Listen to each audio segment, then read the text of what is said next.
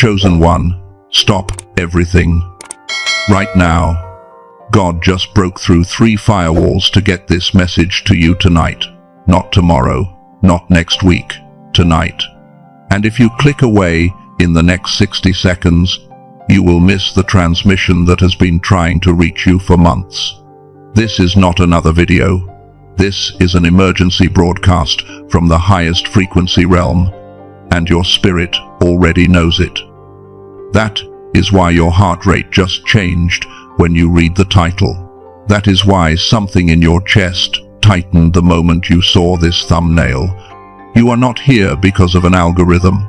You are here because at exactly 11:47 p.m. in the spiritual realm, 13 minutes before divine midnight, a seal with your name on it was broken. And what is inside that seal cannot wait until morning. The Holy Spirit intercepted your scrolling, redirected your attention, and positioned you in front of these words at this exact microsecond. Because tonight is not random. Tonight is your anniversary. The anniversary of a question you asked when you were 7 years old, or half asleep, or crying in your car last month. You do not remember asking, but heaven marked the date. And tonight, the answer arrives. Subscribe to join the chosen ones receiving these emergency transmissions, like if your spirit confirms this word. Comment ready to signal, heaven, you are prepared for what comes next. But I need to warn you, what I am about to reveal will flip everything you thought you knew about why you have been suffering, why God has been silent, and what you are actually being prepared for. And once you know, you cannot unknow. So, if you are going to leave, leave now. Still here? Then you are cleared for the download. There are 3 transmissions in this broadcast, but if you miss the first one in the next 90 seconds, the other 2 will not make sense. And the third one? I am not allowed to give it until you understand why tonight is the night the seal broke. So, listen closely. There is a file in heaven with your name on it, not your nickname, your birth certificate name, the one your mother spoke over you before you could speak. That file has been sealed since the day you were born. And tonight, for the first time in your entire existence, that seal just cracked open. But here is what they do not tell you in church. That file was not sealed by God. It was sealed by you. Before you incarnated into this body, before you took your first breath on earth, you stood in the courts of heaven and you made a request. You said, do not let me remember too early. Do not let me access this information until I am strong enough to carry it.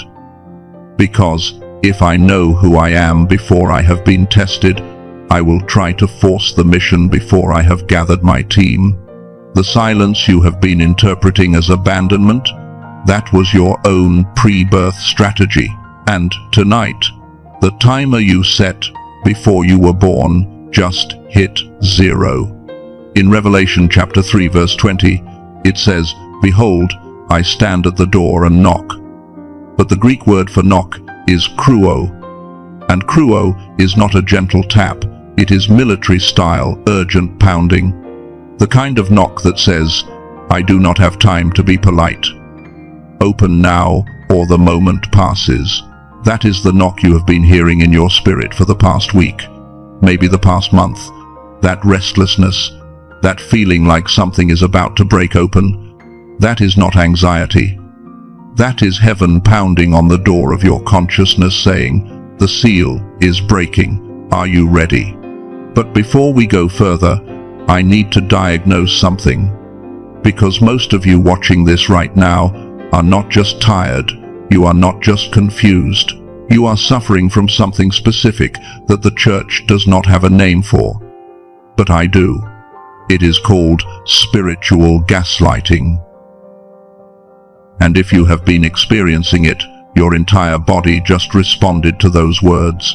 Maybe your throat tightened, maybe your chest got heavy, maybe your eyes started to sting.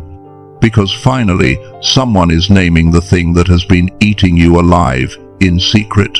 Spiritual gaslighting is what happens when you receive real signs, real synchronicities, real downloads from heaven, but no one around you can confirm them. So you start to doubt your own perception. You start to think, maybe I'm making this up. Maybe I'm delusional. Maybe I'm not chosen. Maybe I'm just desperate. Let me tell you what spiritual gaslighting looks like. You are in your bedroom at 2 a.m., phone glowing blue in the dark. You are scrolling, searching, trying to find one more confirmation that you are not crazy. Because earlier today, you saw 3:33 on the clock for the 5th time this week. And 2 days ago, a stranger said the exact sentence you heard in a dream 3 months ago. And last week, you felt God speak so clearly, you could have written it down word for word. But when you tried to share it, the person looked at you like you were losing your mind. So now you are alone in the dark, asking yourself, am I chosen or am I crazy? And here is the thought you do not say out loud because it feels too ugly, too ungrateful. You think, if I am so special, why does my life look like this? Why am I still struggling? Why am I still alone? Why am I still waiting? That thought, that is not doubt. That is not lack of faith. That is the residue of spiritual gaslighting. Because somewhere along the way, someone made you believe that being chosen means being exempt from pain. And when the pain did not stop, you started to think the choosing was not real. But let me tell you what the pain actually was. It was not punishment. It was not God ignoring you. It was preparation. Every betrayal was a lesson in discernment. Every loss was a lesson in detachment. Every moment of silence was a lesson in self-trust. You were not being abandoned. You were being trained. Psalm 102 verse 7 says, I lie awake. I have become like a bird alone on a roof. The Hebrew word for lie awake is shakad, and it does not just mean unable to sleep. It means to watch sleeplessly, to be on high alert, like a soldier standing guard. The psalmist is not complaining about insomnia. He is describing a spiritual assignment. Your 3 a.m. wake-ups, your inability to rest when everyone else is sleeping, that is not a sleep disorder, that is shakad. You are on watch. You are guarding something in the spiritual realm that others cannot see. But no one told you that. So you thought you were broken. And here is where it gets specific. There are 7 symptoms of spiritual gaslighting, and I want you to count how many you have experienced in the last 6 months. Symptom 1. You receive clear guidance, but when you try to obey it, everything falls apart. So you start to think you heard wrong. Symptom 2. You see patterns everywhere. Numbers, names, phrases that repeat so often it feels like surveillance. But when you mention it, people say you are reading too much into things. Symptom 3. You feel a deep knowing about your purpose, but you have zero evidence in the natural realm to back it up. No open doors, no confirmation, just a stubborn certainty that will not go away. Symptom 4. You have dreams that are too vivid to be normal dreams. Dreams where you receive instructions, warnings, or information you could not have known. But you are afraid to act on them because what if you are wrong? Symptom 5. You feel energetically different from everyone around you. Not better, not worse. Just different. Like you are tuned to a frequency no one else can hear. Symptom 6. People randomly confess things to you. Strangers tell you their secrets. Acquaintances cry in your presence for no reason. You have become a walking confessional, and you do not know why. And symptom 7, the loneliest one. You feel like you are living in 2 realities at once. The one everyone else sees, and the one only you can see. And you are exhausted from pretending they are the same. If you have 3 symptoms, you are in the early stage. If you have 5, you are in critical condition. If you have all 7, then you are exactly where you need to be for this transmission. Because all 7 means the veil between you and your assignment is paper thin. And tonight, we are going to tear it. In Jeremiah chapter 1 verse 5, God says, "Before I formed you in the womb, I knew you. Before you were born, I set you apart." But look at what happens next in verse 6. Jeremiah responds, "Alas, sovereign Lord, I do not know how to speak. I am too young." Do you see it? God just told him, "You are set apart, you are appointed, you are chosen." And Jeremiah's first response is, "I am not ready." That is the response of someone experiencing spiritual gaslighting. God is saying one thing, but Jeremiah's circumstances are screaming another, and the cognitive dissonance is crushing. But God does not argue with him. God does not say, "No, you are ready." God says, "Do not say, 'I am too young.' You will go to everyone I send you to, and you will say whatever I command you." In other words, ready is a lie. You are not supposed to feel ready. You are supposed to feel chosen. And chosen means equipped in the moment of need, not equipped in advance. So, if you have been waiting to feel ready, stop. You will never feel ready. The mission is bigger than your capacity on purpose. Because if you could do it in your own strength, it would not require God.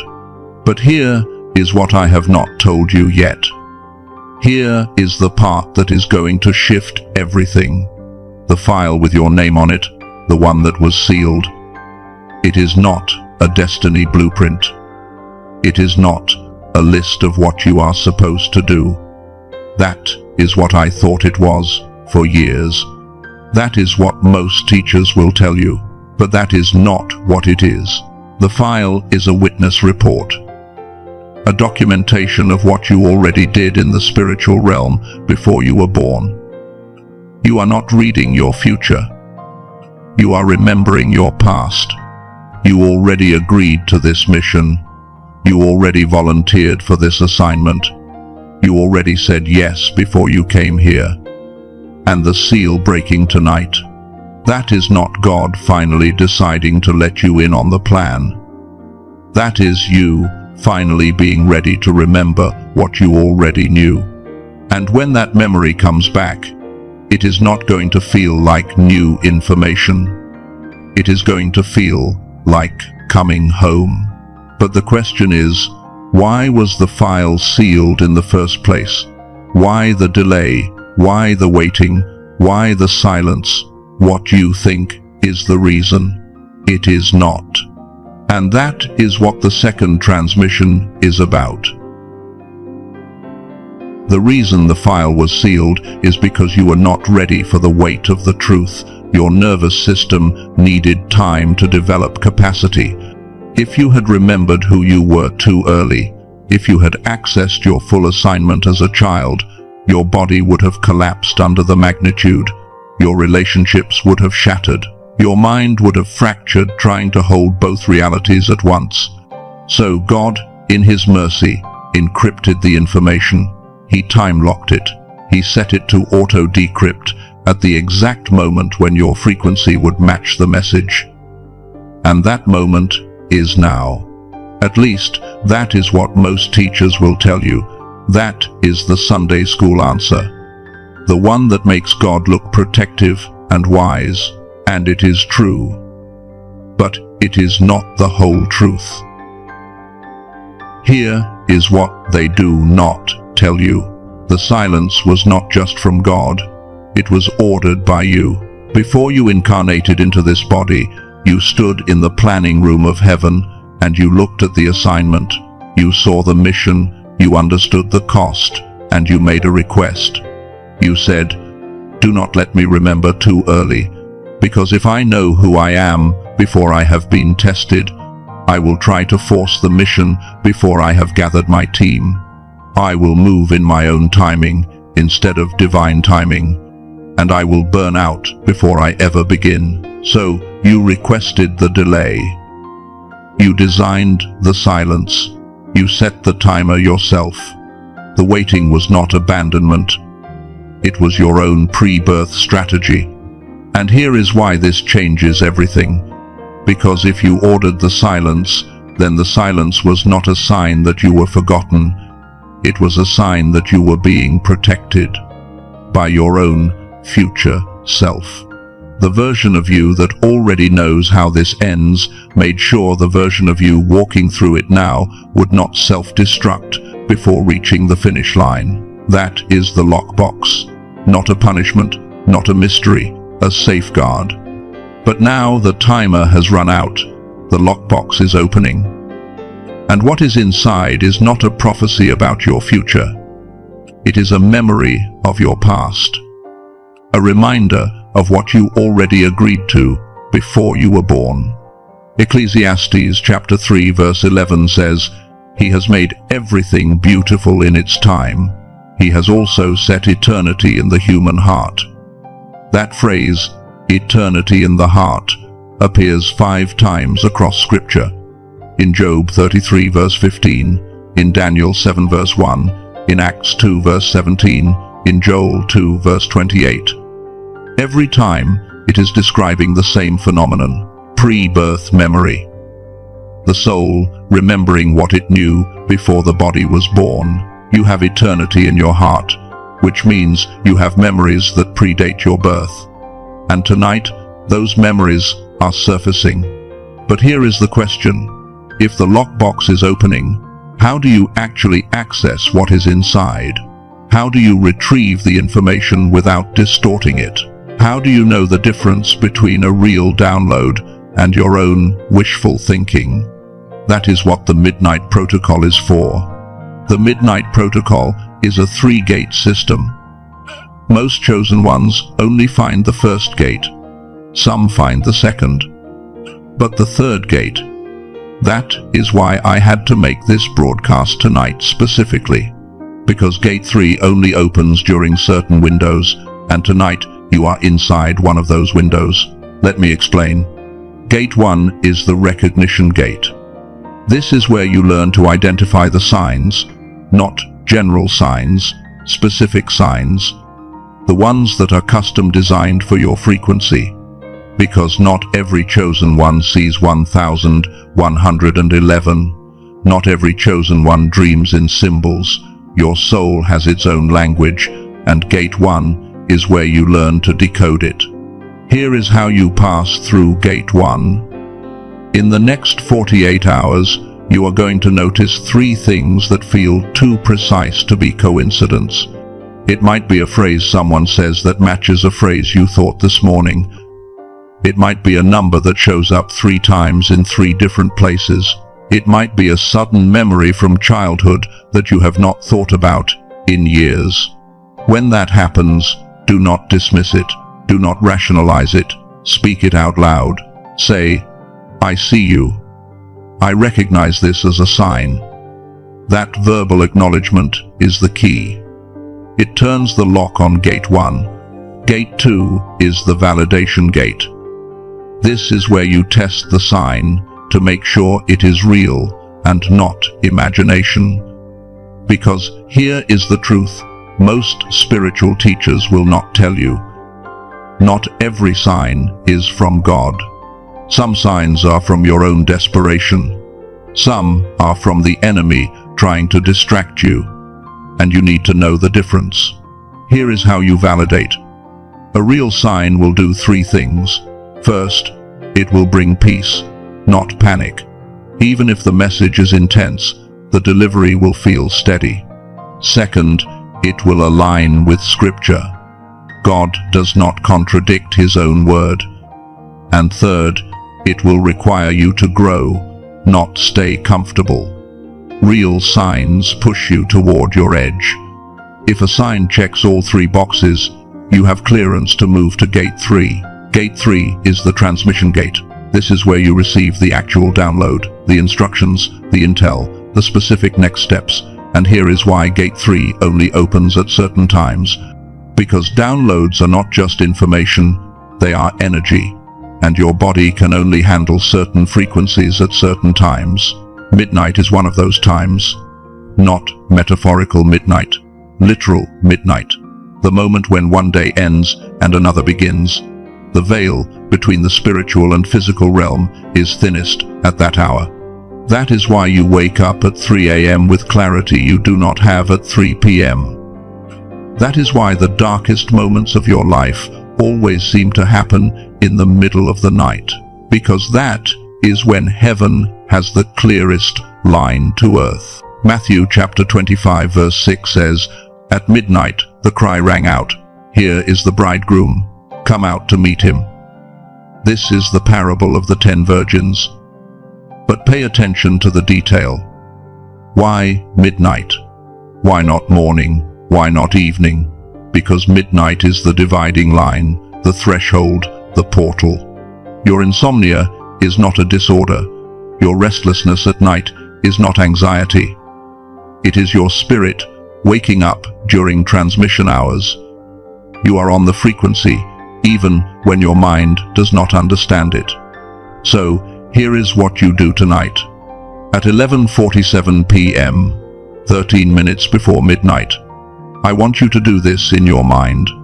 Picture yourself standing at a door, not a regular door, a door made of light. On the other side of that door is the version of you who already completed the mission. The version who already knows how this ends. In your mind, knock 3 times and wait. Do not force it. Do not imagine what you think should happen.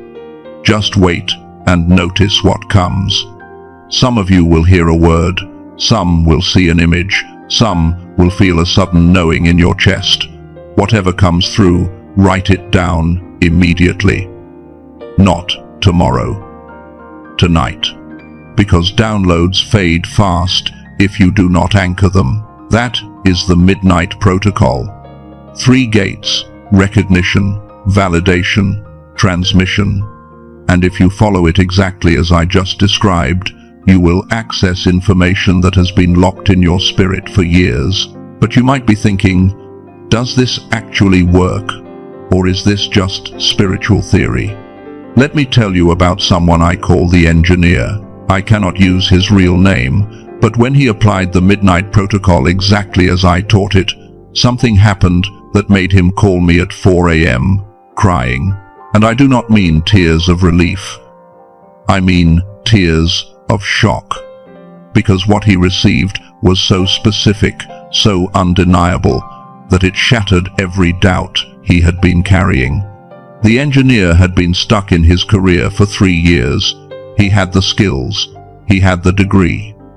But every door he tried to walk through slammed in his face, and he started to believe the lie that maybe God did not want him in that field. Maybe he had misheard his calling. Then he found this teaching, and on a Tuesday night, he followed the protocol. He went through Gate 1 and recognized the signs he had been dismissing. A phrase his grandfather used to say kept showing up in conversations with strangers. He acknowledged it out loud. He moved to Gate 2 and validated. The phrase brought peace. It aligned with Scripture, and it required him to step into a level of leadership he had been avoiding. All 3 boxes checked. Then, at 11:47 p.m., he stood at the mental door, knocked 3 times, and waited. What came through was not a feeling. It was a voice. Not audible, but clear. It said his childhood nickname, the one only his dead grandmother used. And then it gave him an instruction. Apply for the position you think you are not qualified for. The one you looked at last week and closed the tab because it felt too big. He thought he was losing his mind, but he had made a commitment to obey the downloads. So the next morning, he applied. And here is what happened. He got a call back within 3 hours. Not 3 days. 3 hours. The hiring manager said, "We were not even planning to interview anyone else, but something told me to open your resume." Within 6 weeks, he was in the position. And within 6 months, his income had tripled. But that is not even the real miracle. The real miracle is what he told me later. He said, "The voice that gave me the instruction, it did not sound like God. It sounded like me, like the version of me who already knew this would work out." That is what happens when you access Gate 3. You do not just receive information from God, you receive it from your future self. The part of you that exists outside of time, the part that has already walked the path and is now guiding the part of you still walking it. 1 Samuel chapter 3 verse 10 tells the story of Samuel hearing God's voice. But notice, he heard it 3 times before he recognized it was God. The first 2 times, he thought it was Eli, because divine transmissions often sound like your own thoughts. They do not come with a thundering boom and a choir of angels. They come as a quiet knowing, a sudden clarity, a whisper that feels both foreign and familiar at the same time. The engineer's experience mirrors Samuel's pattern exactly. He heard something that sounded like him, but was not him. And when he obeyed it, reality rearranged itself to match the instruction. That is what is available to you tonight. Not someday, not when you are more spiritual. Tonight. But here is what I have not told you yet. The Midnight Protocol works. I have seen it work for hundreds of people, but I have also seen what happens to the people who learn it and do not apply it. The ones who nod along, feel inspired, and then go back to waiting for a sign that feels more obvious. And what happens to them is worse than never knowing the protocol at all, because now they know there is a door. Now they know there is a way through, but they are choosing not to walk through it. And that creates a different kind of suffering. The suffering of chosen ones who are awake enough to see the path, but too afraid to take the first step. So I need to ask you, are you going to be like the engineer, or are you going to be like the ones who learn and never apply? Because what comes next is going to require you to do more than listen. It is going to require you to move. Because here is what most people do not want to hear. The reason you have not moved forward yet is not because you are not ready. It is not because God has not released you. It is because you are terrified of what happens if you succeed. Let me say that again. You are not afraid of failure. You are afraid of winning. And that fear is so uncomfortable, so shameful, that you have buried it under 100 other excuses. You tell yourself you are waiting for clarity. You tell yourself you are being patient. You tell yourself you are trusting God's timing. And all of that might be true. But underneath it is a question you do not want to ask out loud. What if I get everything I prayed for, and then I prove I never deserved it? What if I step into my power, and everyone I love leaves because they only loved the struggling version of me? What if success makes me a target? What if visibility makes me vulnerable? What if the blessing is heavier than the curse? Those thoughts, the ones you have been shoving down, the ones you have been ashamed to admit, those are not signs of weak faith. Those are signs of someone whose spirit knows the magnitude of what is coming, and your body is trying to protect you from it. But here is the part that is going to flip everything. That fear. It is not your enemy. Most teachers will tell you to overcome fear, defeat it, pray it away, starve it out. And you have tried. You have done the affirmations. You have quoted the scriptures. You have declared that you are more than a conqueror. But the fear keeps coming back. You know why? Because you are not supposed to overcome it. You are supposed to bring it with you. That fear you feel when you think about stepping into your full authority, that is not a warning sign. That is a confirmation sign. Because fear only activates around real power. If this mission was fake, if this calling was delusion, you would not be scared.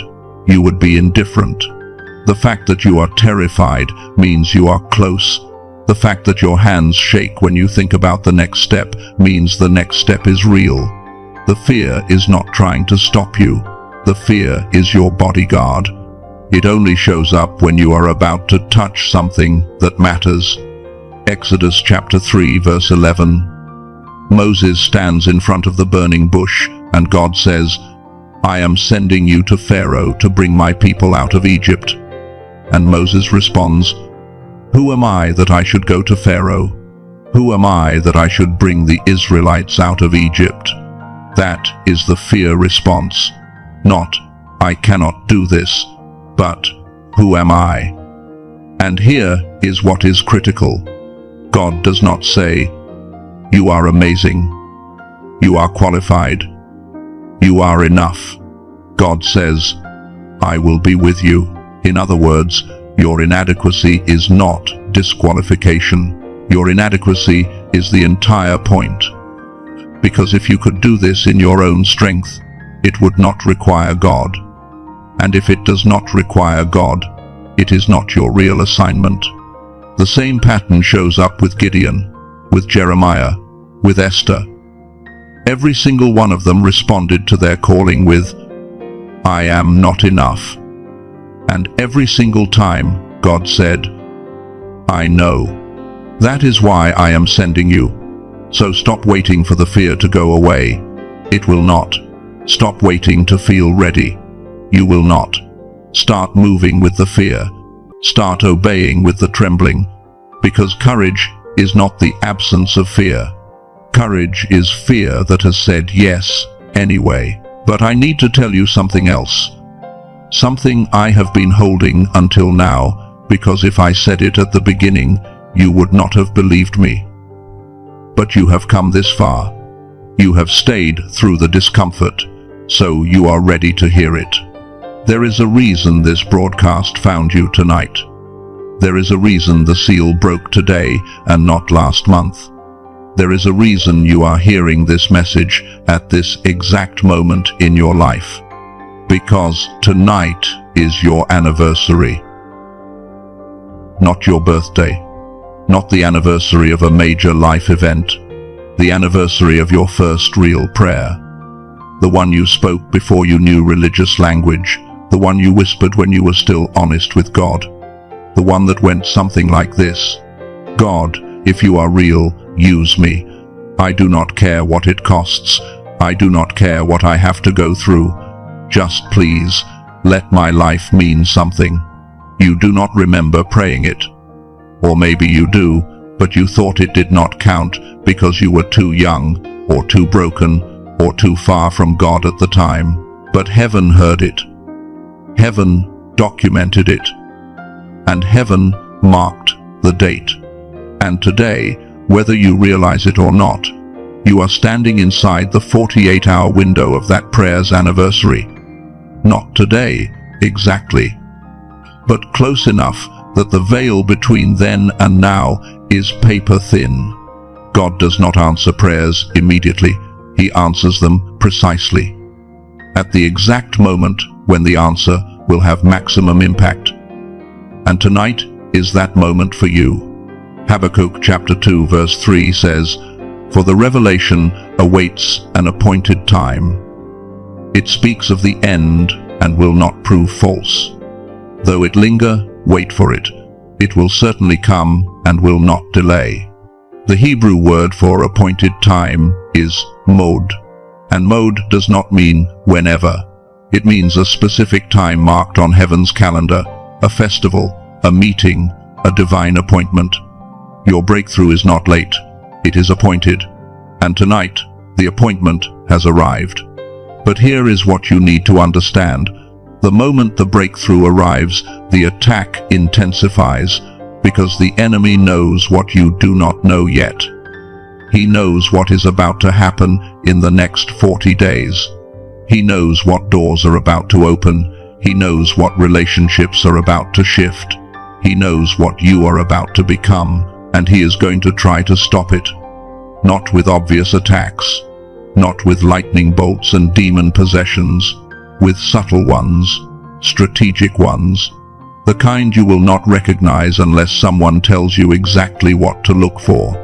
So I am going to tell you, in the next 40 days from tonight, you are going to face 7 specific forms of attack, and they are going to come in order, not randomly, in sequence, because the enemy has a playbook, and once you know the playbook, you can counter every move before it lands. The first form is the displacement attack.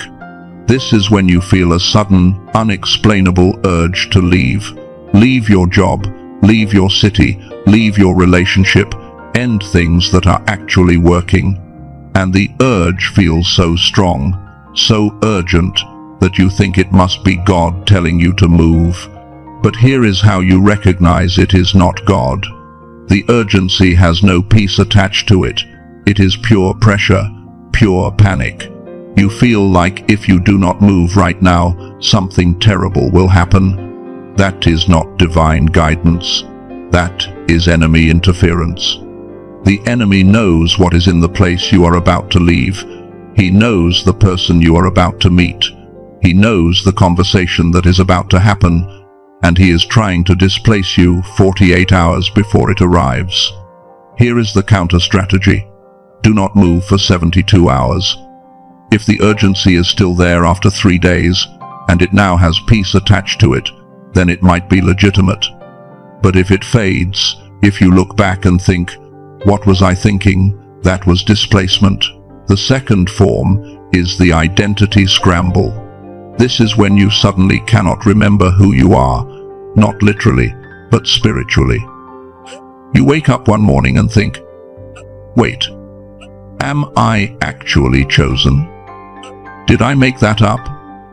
Maybe I am just delusional. Maybe I am not special. Maybe this whole thing is in my head." Thoughts like that, coming in waves, out of nowhere, after you have already had confirmation, that is not doubt, that is scramble. The enemy is jamming your signal. Because if he can confuse your identity, you cannot complete identity-based assignments. Here is the counter. In your mind, say your full name 3 times. Then say, "I am sent by the Most High God. I am assigned to this mission. I did not choose this. I was chosen." And chosen means equipped. Speak it until the fog clears. It will clear. The third form is the substitute blessing. This is the sneakiest one. This is when a good opportunity appears. Not a bad one. A good one. It makes sense logically. It would solve some of your problems. It would ease some of your stress. And everyone around you thinks you should take it. But when you sit with it in your spirit, it feels like settling. It feels like close enough. It feels like the enemy saying, "I cannot stop you from being blessed, so I will give you a blessing that is just good enough to make you stop pursuing the Great One." Here is how you test it. Ask yourself, does this opportunity require me to abandon my specific assignment? Does it require me to delay what I know I am supposed to do? If the answer is yes, it is substitution. If the answer is no, and it actually accelerates your assignment, then it is real. Now, forms 4 and 5 I am going to introduce, but I cannot give you the full breakdown until you have processed the first 3, because forms 4 and 5 only make sense after you have survived forms 1 through 3. Form 4 is the manufactured crisis. This is when a problem appears out of nowhere and demands all your attention. It feels life or death. It feels urgent. But when you step back, you realize it is urgent but not important. It is a distraction disguised as an emergency. Form 5 is the betrayal echo. This is when someone close to you says or does something that feels exactly like your worst past betrayal, and it triggers you back into protection mode right when you are supposed to be opening up. And Form 6 and 7? I cannot even name them yet, because if I tell you what they are before you are ready, you will spend the next 30 days in fear waiting for them. And fear of the attack is worse than the attack itself. But here is what I will tell you. Forms 6 and 7 are the final tests. The ones that separate the people who finish from the people who quit 3 feet from gold. And when you face them, and you will face them, you will recognize them because of everything I have taught you so far. Ephesians chapter 6 verse 12 says, "For our struggle is not against flesh and blood, but against the rulers, against the authorities, against the powers of this dark world." Paul wrote that from prison. He was not theorizing. He was testifying. He had identified the forms while experiencing them. And 1 Peter chapter 5 verse 8 says, "Be alert and of sober mind. Your enemy the devil prowls around like a roaring lion, looking for someone to devour. Resist him, standing firm in the faith." The Greek word for resist is antisteta. It is a military term. It means hold your ground, not attack back, not run away. Stand firm. Your job in the next 40 days is not to go on the offensive. Your job is to stand, to recognize the attacks as they come, to name them, to counter them, and to keep moving forward even while under fire. Because here is what the enemy does not want you to know. The attacks are proof you are on the right path. If you were walking in the wrong direction, he would leave you alone. The fact that he is throwing everything at you means you are close to something he cannot afford for you to reach. So, when Form 1 hits, and it will hit, do not panic. Say, "Oh, that is displacement. I see you, I recognize you, and I am not moving." When Form 2 hits, do not spiral. Say, "That is identity scramble. I know who I am, I know who sent me, and no amount of static will make me forget." When Form 3 shows up disguised as a blessing, do not jump. Test it. Wait 72 hours. And if it is real, it will still be there. If it is substitution, it will evaporate. But here is what happens next. And this is the part most people are not prepared for. Once you survive the first 3 forms of attack, once you recognize them and stand your ground, something shifts. You stop being a student. You stop being someone who is waiting for the next revelation. You become something else entirely. You become a transmitter. And this is where everything changes. Because up until now, you have been in receiver mode, waiting for signs, waiting for downloads, waiting for confirmation. And that was necessary. You needed to learn the language. You needed to build the capacity. But there is a point where receiving ends and transmitting begins, and that point is now. But before I explain what that means, I need to finish the playbook, because Forms 4 through 7 are still coming, and if you do not know what they look like, you will mistake them for random problems instead of strategic attacks. Form 4 is the manufactured crisis. This is when something urgent appears out of nowhere. A financial emergency, a relationship blow-up, a health scare, and it demands all your attention. It feels life or death. It feels like you have to drop everything and deal with this right now. But here is how you recognize it is manufactured. When you step back and ask yourself, is this urgent or is this important? You will realize it is urgent, but not actually important. It is loud, but it is not critical. It is demanding immediate response, but it is not threatening your actual survival. Real crises are both urgent and important. Manufactured crises are only urgent. They are designed to distract you from the real move happening in the spiritual realm. Because while you are putting out fires in the natural, the enemy is repositioning in the spirit. Here is the counter. Before you react, ask God, is this mine to solve right now, or is this a distraction? And wait for the answer. If it is yours, you will have peace to engage. If it is manufactured, you will feel resistance. And that resistance is God saying, let it sit. It will resolve itself. Form 5 is the betrayal echo. This is when someone close to you does or says something that feels exactly like what your worst betrayal felt like. The words are different. The situation is different. But the feeling is identical, and it triggers you right back into the same protection mode you were in the last time you were betrayed. Here is how you recognize it. It feels too familiar. It feels like, this is exactly what so-and-so did to me 5 years ago. The echo is so precise, it cannot be coincidence. And here is what is happening. The enemy is projecting a pattern onto a new person to make you respond the same way you responded before, to make you shut down, to make you close off, to make you run. Here is the counter. Recognize it as a pattern being projected, not a new reality, and respond differently than you did before. If you ran last time, stay this time.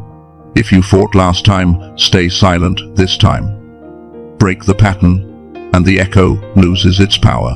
Form 6 is the resource drought. This is when money, time, or energy suddenly dries up right after you commit to the next level. You make the decision to obey. You say yes to the thing God told you to do, and within 48 hours, a bill appears, an expense hits, your schedule gets slammed, your body crashes, and you think, I must have heard wrong.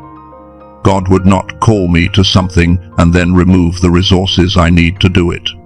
But that is exactly what He does, because the drought is a test. Will you obey in the shortage? Or will you only obey when you feel like you can afford to? Here is the counter. Do the smallest version of what you were called to do. If you were supposed to start a ministry, but money is tight, do not start the ministry. Start a conversation. If you were supposed to write a book, but time is scarce, do not write the book. Write 1 page. The act of obedience in shortage unlocks the resource in abundance. But you have to move first.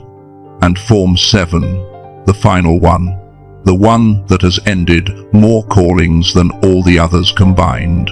Form 7 is the physical crash. This is when your body completely shuts down. Extreme exhaustion that sleep does not fix, sudden illness that doctors cannot explain, or sleep disruption so severe you cannot function. And it hits right when you are supposed to execute. You wake up one morning and you literally cannot get out of bed. Not because you are lazy, not because you are depressed, but because something in your body has been turned off. Here is what is happening. The enemy knows that if your body is offline, your spirit cannot operate. So he attacks the vessel. And here is the hard truth. This is the one form you cannot fight alone. Form 7 requires collective warfare. You need to call in your covering, your pastor, your intercessor, your mentor, someone who can stand in the gap while you are down. Because this attack is designed to isolate you and then crush you while you are isolated. Here is the counter. Do not try to push through it. Do not try to power through it. Rest. But call for backup. Text someone right now and say, I am under attack. I need you to pray. That is not weakness. That is strategy. Now you know all 7 forms, and in the next 40 days you will face at least 3 of them. Some of you will face all 7, but now you have the playbook. Now you can name them as they come, and when you name them, they lose 80% of their power. John chapter 7 verse 38 says, "Whoever believes in me, as Scripture has said, rivers of living water will flow from within them, not to them, from them." The Greek word for within is koilios. It means belly, innermost being, the core. You are not a bucket being filled. You are a spring that produces. You are not a student collecting knowledge. You are a source generating frequency. And once you understand that, everything shifts. Because now you are not waiting for the next download. You are realizing you are the download. People do not need to hear what you know. They need to be near what you carry. And here is what most teachers will tell you. They will say, now that you are activated, you need to share your story. You need to post about it. You need to tell everyone what God did for you. You need to become a voice. And that sounds right. That sounds like what a transmitter does. But that is not what a transmitter does. A transmitter does not broadcast through words. A transmitter broadcasts through presence. Most of you will not say anything. Most of you will not post anything. Most of you will not build a platform. But everywhere you go, the frequency will shift. People will stand near you and suddenly get clarity they have been searching for. They will have breakthroughs in your presence that they could not have alone. They will receive downloads just from being in the same room as you, not because you said anything, but because you are broadcasting without trying. You are a walking portal, and your job is not to explain the portal. Your job is to be the portal. Let me tell you about someone I call the teacher. She did not believe the transmission part. She thought it was metaphorical. She thought transmitter meant inspiring people with her testimony, and she kept waiting to feel ready to share. But she never felt ready, so she stayed silent. Then, one morning, she walked into her 3rd grade classroom. 23 kids who would not stop fighting. Chaos every single day. She stood at the front of the room and thought, God, if you are real, use me. I do not know what to do anymore. She did not say it out loud, she just thought it. And then she stood there in silence for 10 seconds. And the room went quiet. Not discipline quiet, peace quiet. A kind of stillness she had never seen in that classroom before. And then one of the kids, a boy who never cried, started crying. And he said, I forgive my dad. She had not mentioned forgiveness. She had not talked about fathers. She had not said anything. But the frequency in the room shifted, and the boy felt safe enough to release something he had been carrying for years. Over the next 2 weeks, 5 different students had breakthrough moments in her presence. Conversations with parents they had been avoiding, confessions about struggles they had been hiding, questions about God they had been too scared to ask. And she told me, I did not preach. I did not evangelize. I just carried the frequency. And the frequency did the work. Her principal pulled her aside 6 weeks later and asked, what training did you take? Because the change in your classroom is measurable. The test scores went up. The behavior incidents went down. What did you do differently? And she could not explain it. Because she did not do anything. She just became something. Acts chapter 5 verse 15 says, people brought the sick into the streets and laid them on beds and mats, so that at least Peter's shadow might fall on some of them as he passed by. Peter's shadow, not his words, not his sermons.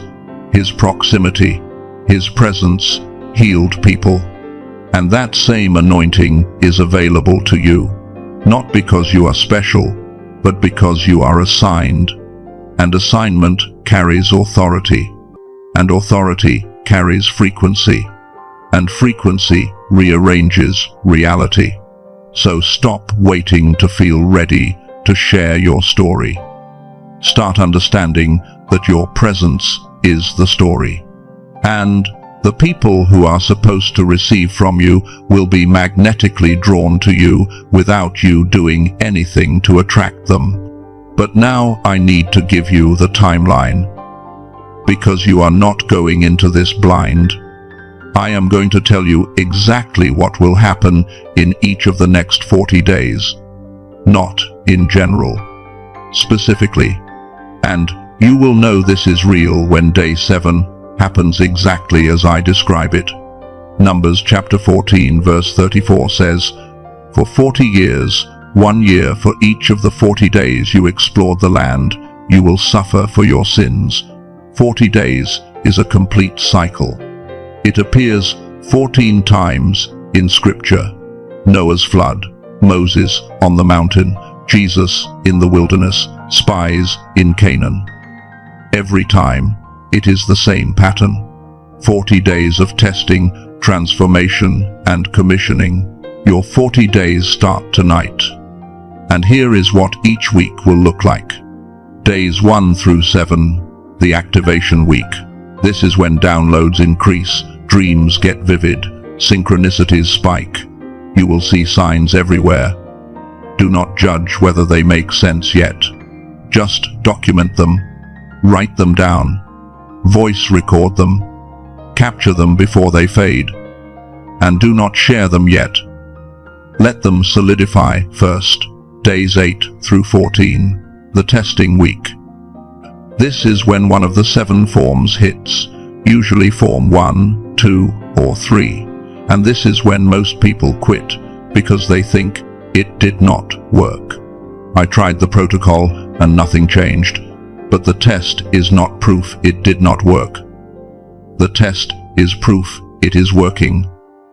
Apply the counter strategy I gave you. Stand your ground.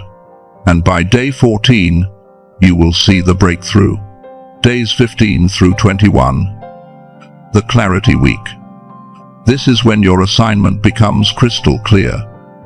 Not abstract anymore. Not vague. You will be able to write it in one sentence.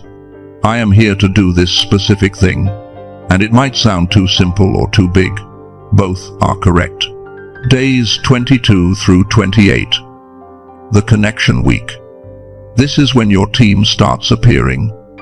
People reaching out randomly. Unexpected meetings. Old connections resurfacing.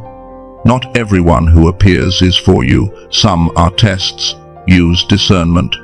But the real ones will feel like reunion, not introduction. Days 29 through 35. The acceleration week. Things move fast. Opportunities, resources, doors. It will feel unsustainable.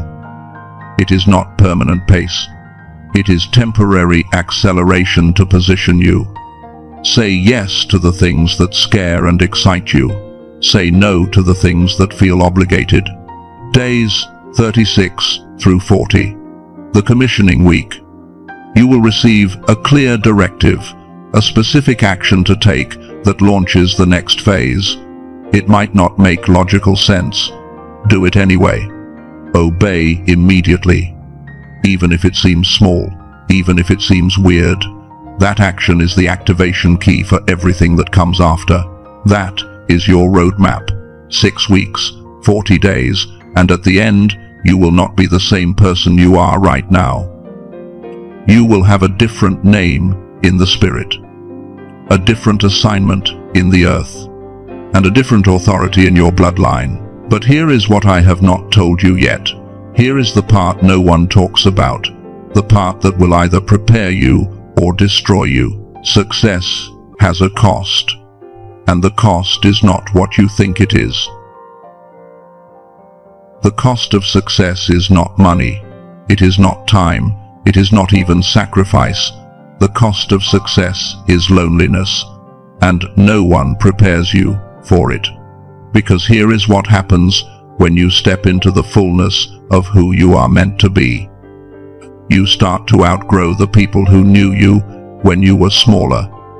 Not because you are better than them, not because you think you are too good for them now, but because your frequency changed. And frequency determines proximity. The conversations that used to fill you start to drain you. The places that used to comfort you start to feel restrictive. The people you used to call family start to feel like strangers.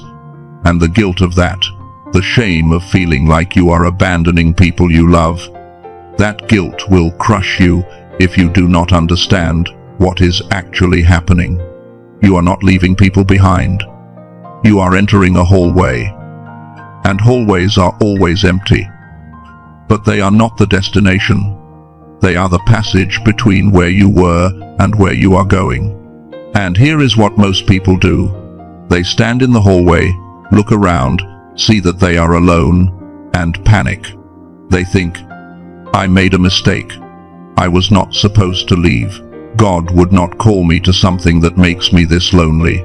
So they turn around and run back to the room they just left, back to the people who made them feel safe, back to the version of themselves that everyone was comfortable with. And they spend the rest of their lives wondering what would have happened if they had just kept walking. But here is the truth.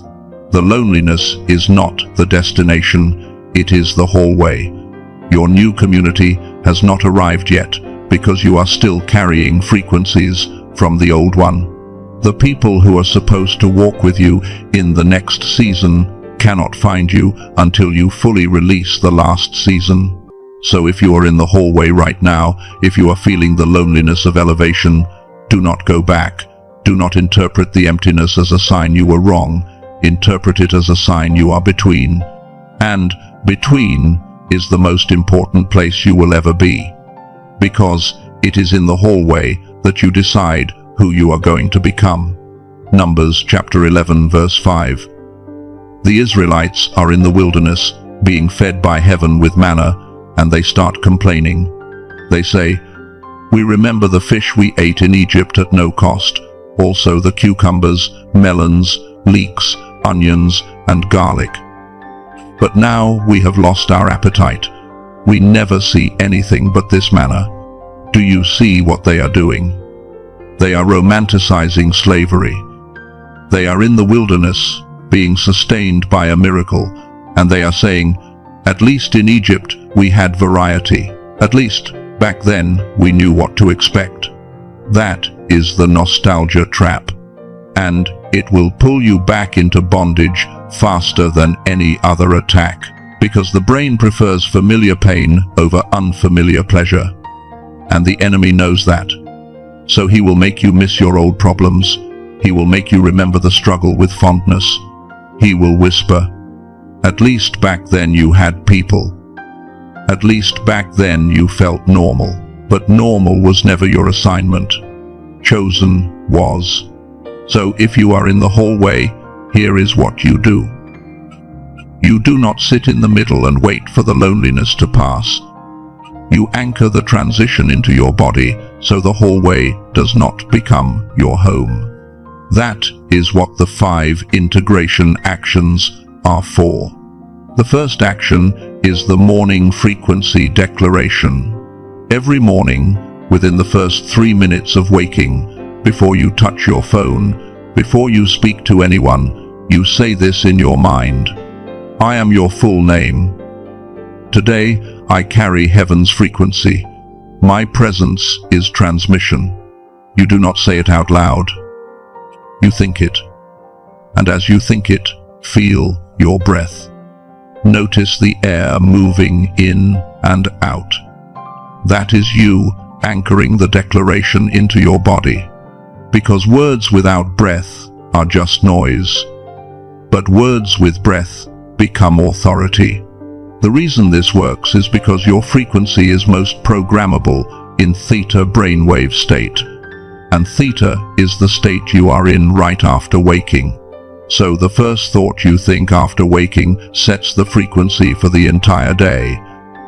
Most people wake up and immediately check their phone.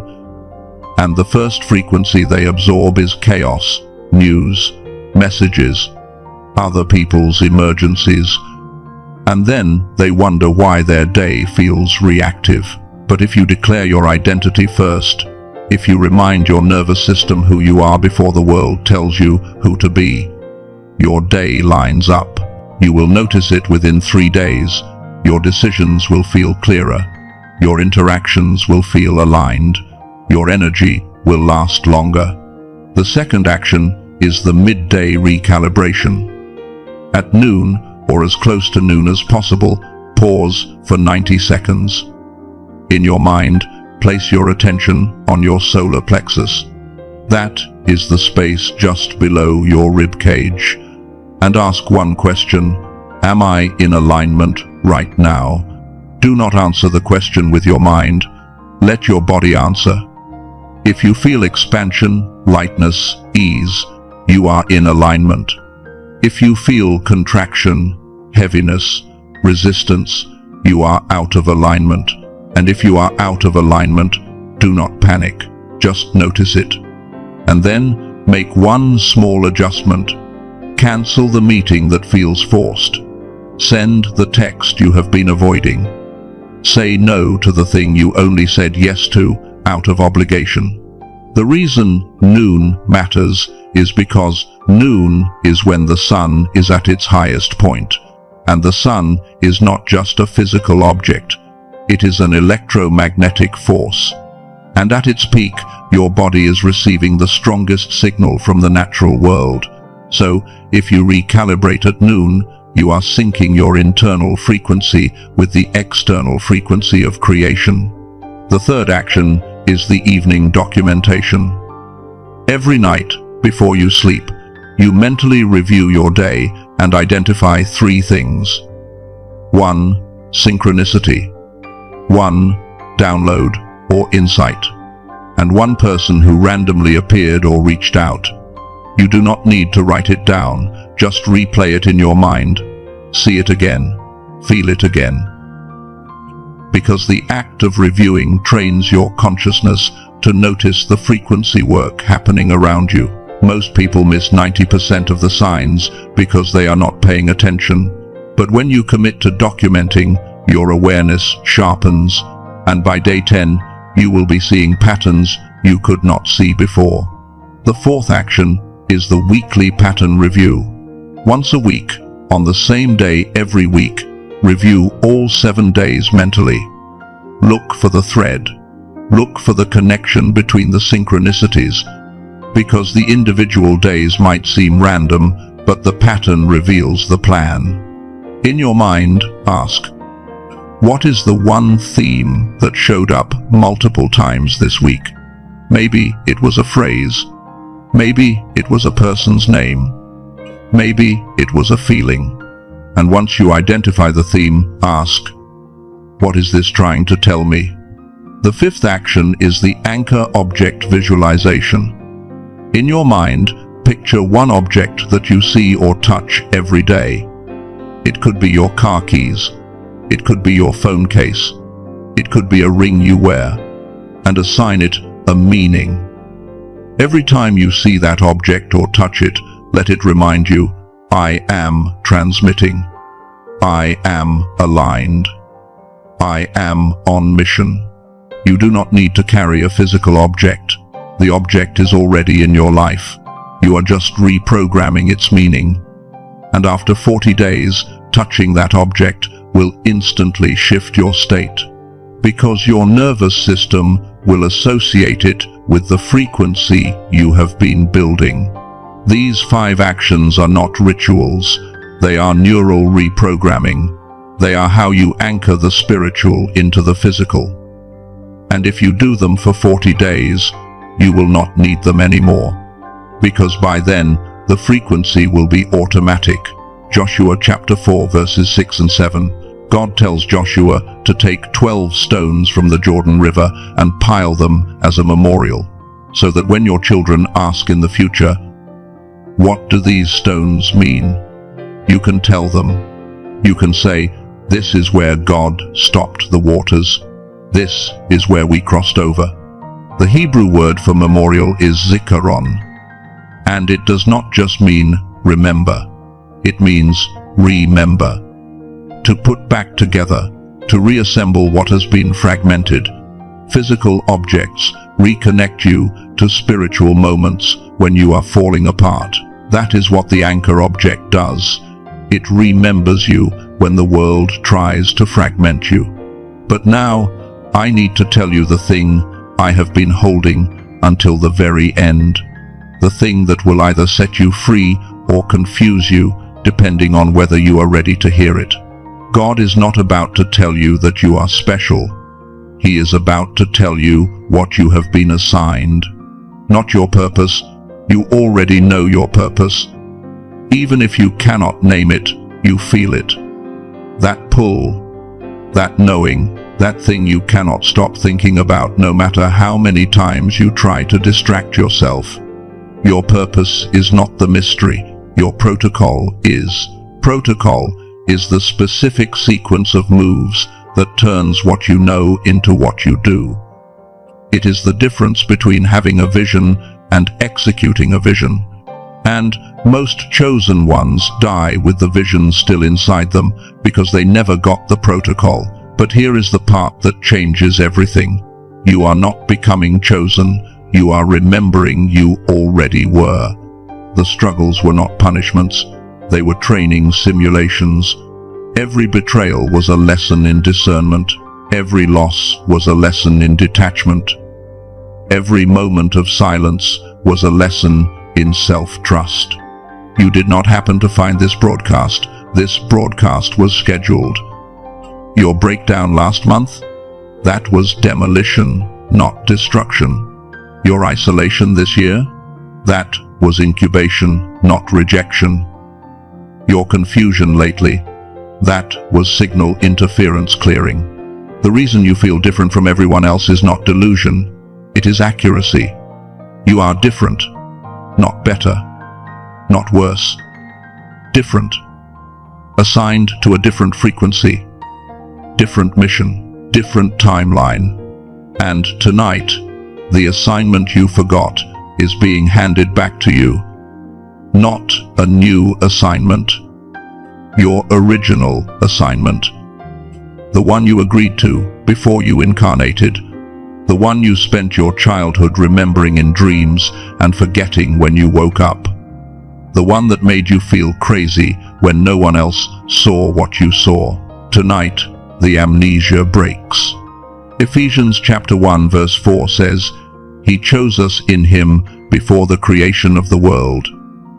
The Greek phrase is pro kataboles kosmo, before the foundation of the world. Before the cosmos was thrown together, before stars, before time, before this version of you. And Psalm 139 verse 16 says, All the days ordained for me were written in your book before one of them came to be. Your life was authored before it was lived. You are not writing your story. You are performing it. And tonight, you finally see the script. But seeing the script is not enough. You have to act on it. And that is where the commissioning comes in. You are being commissioned tonight. Not suggested. Not invited. Commissioned. And commissioning is not optional. It is orders. Your first assignment is to become the frequency guardian. Your primary mission for the next 40 days is to hold the frequency no matter what happens around you. When others panic, you stay grounded. When others doubt, you stay certain, not because you are stronger, but because you are assigned. In the next 40 days, someone will try to pull you into their chaos. You will feel the hook. You will feel the pull. Do not bite. Your steadiness will recalibrate them. Your second assignment is to become the pattern breaker. Your secondary mission is to break generational cycles in your bloodline. Where your family has poverty thinking, you have abundance. Where they have victim story, you have victor story. Not to shame them, but to free them. Notice what behavior or belief you default to under stress. and next time, do the opposite. The curse stops with you. The blessing begins with you. Your third assignment is to become the bridge. Your tertiary mission is to translate between realms. You speak spirit language and earth language fluently. Your job is to help people who live only in spirit or only in earth find the bridge between. When someone shares a struggle, give them spiritual insight and practical action. Both, not one or the other. You become the walking integration point. Isaiah chapter 6 verse 8. Isaiah hears God say, "Whom shall I send? And who will go for us?" And Isaiah responds, "Here am I. Send me." But notice, he volunteered after seeing God's glory, not before. Commission comes after encounter, not before. You are being commissioned now because you have had the encounter. This broadcast was it. You have seen the glory. You have received the intel. Now you respond, and your response is not words. Your response is obedience. So now we seal it. But before we seal it, you need to prepare, because what comes next is not a regular prayer. This is an activation ceremony. And if you are distracted, if you are multitasking, if you are not fully present, the seal will not hold. So here is what you do. If you are in a public place, find a moment of privacy. If you are driving, pull over when you can. If you are lying down, that is fine. But wherever you are, you need to give this your full attention for the next 8 minutes. In your mind, clear the space. Imagine yourself standing in an empty room, white walls, white floor, white ceiling, nothing else, just you and the presence of God. Feel the stillness. Feel the weight of this moment. This is not you praying to God. This is God praying through you. Your job is to be the mouthpiece, not the author. I will speak some words. You will repeat some words in your mind, and together we will create the seal. If you feel resistance, that is normal. Push through. If you feel emotion, tears, heat, trembling, let it move. If you feel nothing, that is fine too. The work happens whether you feel it or not. Nehemiah chapter 8 verse 6. When Ezra opened the book of the law, all the people stood up. And Ezra praised the Lord, and all the people lifted their hands and responded, "Amen, Amen." Then they bowed down and worshipped the Lord with their faces to the ground. Physical posture matters in spiritual moments. And even though you cannot physically stand right now, you can stand in your mind. Picture yourself standing at attention. Spine straight, head level, shoulders back. This is the posture of a soldier receiving orders. Now we begin. In the name of Yeshua, the name above all names, I declare that the atmosphere is shifting right now. The veil is thin. The portals are open. Heaven's emergency broadcast station is transmitting on full power. Every demonic interference, every doubt frequency, every counterfeit signal, silenced.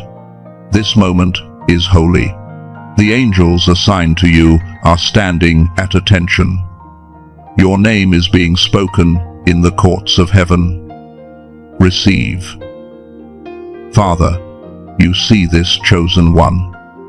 You see the tears at 3 a.m. that no one else witnessed.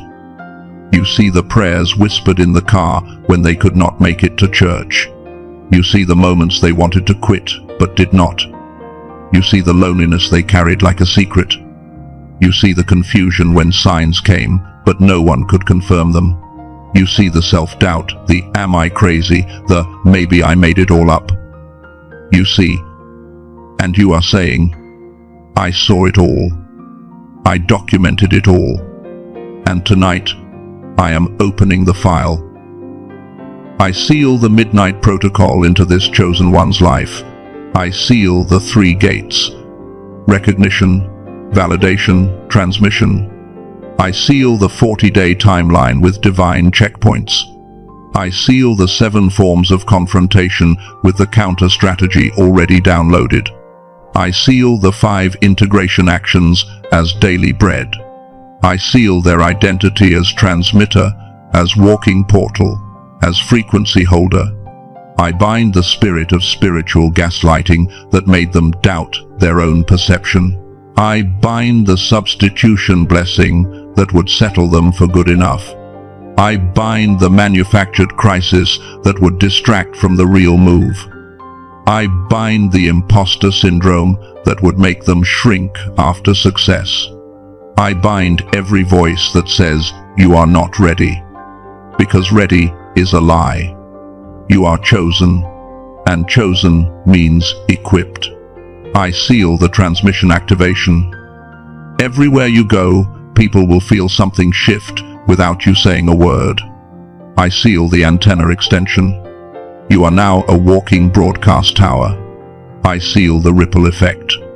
Breakthrough will cascade through your bloodline, both forward and backward through time.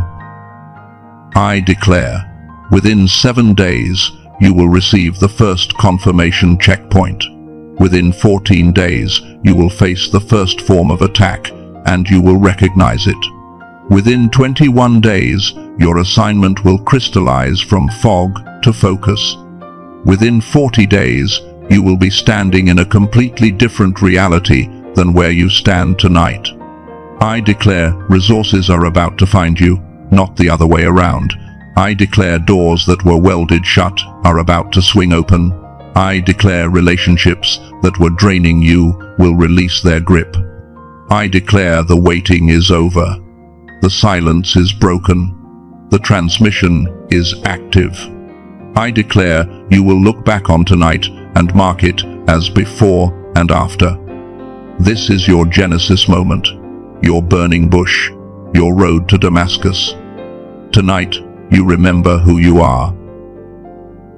Now, I am going to ask you a question, and heaven is waiting for your answer. Are you ready to carry this? Are you ready to be different, to be misunderstood, to lose some people, to outgrow old versions of yourself?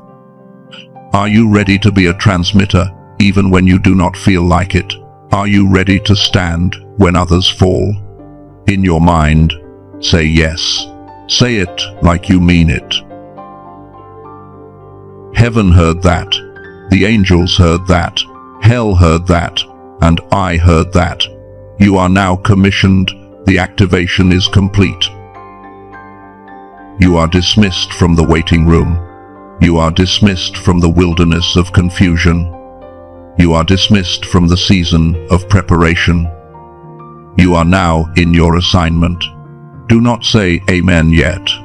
Sit in this silence for 10 seconds. Let it settle. Let it root. Let it seal. Now go. And do not come back to normal. There is no normal anymore. You are marked. You are activated. You are deployed. The emergency broadcast is complete.